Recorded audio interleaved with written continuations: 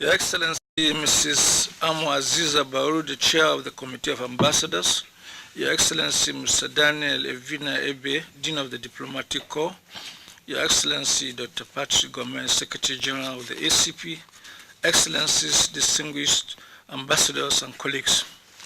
It is indeed a rare honor and singular privilege for me to speak before this distinguished group on this auspicious occasion of my introduction to it. I bring to you all warm fraternal greetings from the government and people of the Federal Republic of Nigeria, with a special fondness of your individual roles in furtherance of our collective aspirations in our interface with our partners in the European Union. Even though I am listed as a new ambassador of Nigeria, I am by no means new, having been around for 9 months running. However, it is not only entirely out of place to refer to me as new, as I am new to most distinguished colleagues here. Seeing them for the first time today, courtesy of this time-honored procedural event.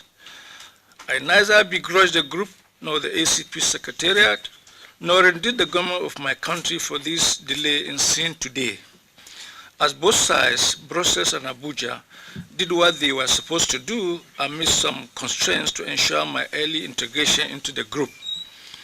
In this connection, the Secretary General of the ACP never missed any opportunity to remind on the need to be up to date with our payments, and in fact has visited Nigeria twice, one in company of my sister, Mrs. Baru, the Ambassador of Chad. Whereas the payment was approved by our President a very long time ago, it went through the labyrinths of Nigeria's bureaucracy and payment system to ensure due process.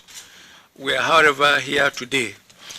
Nonetheless, I apologize on behalf of the federal government of Nigeria for this rather undue delay in getting our assessed contributions, albeit not entirely, through to the ACP Secretariat.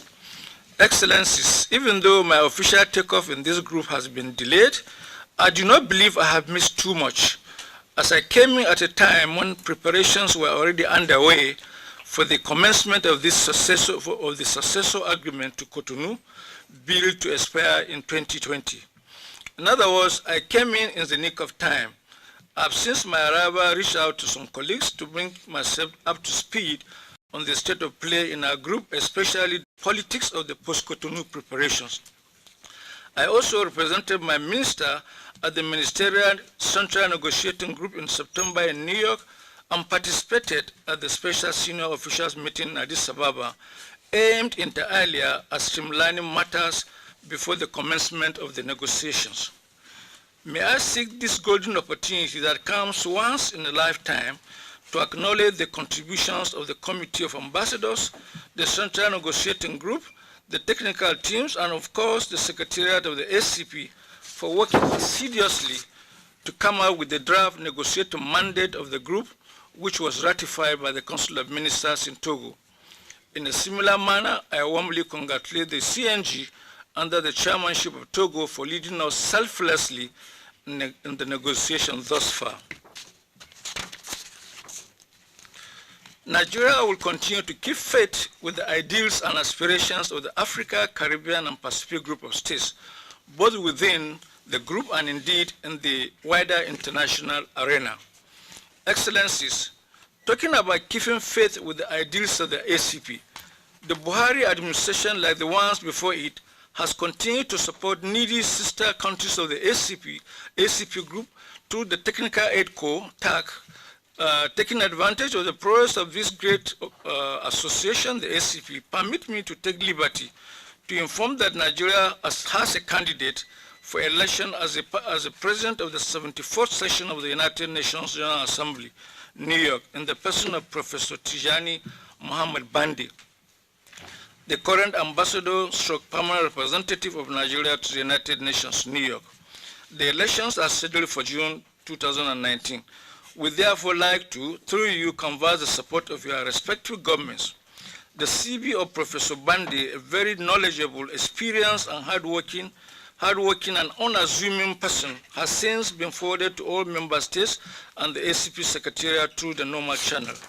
Excellencies, On a note of personal observation, and without prejudice to the norms and that guide the decision-making process of this group, may I say that a combination of technical suspension and payment of interest on delayed payments are, to say the least, too draconian to a defaulting member. I dare say it's marks of unfair treatment, especially to a major contributor like Nigeria. At the heart of negotiations with our partners is a burning desire to have a fair deal.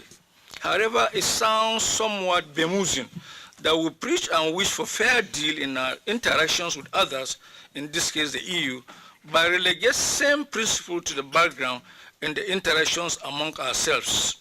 You will agree with me, the punishment is severe for a Nigerian ambassador to be on ground for 9 months before getting formally introduced to the Committee of Ambassadors on account of delay in payment. The punishment seems meted out to my great country, one that has contributed immensely to the growth and development of the ACP. Consequently, I trust that we should painstakingly reflect on this and work towards necessary amendment to our regulations, since they were meant to serve us in furtherance of our collective aspirations.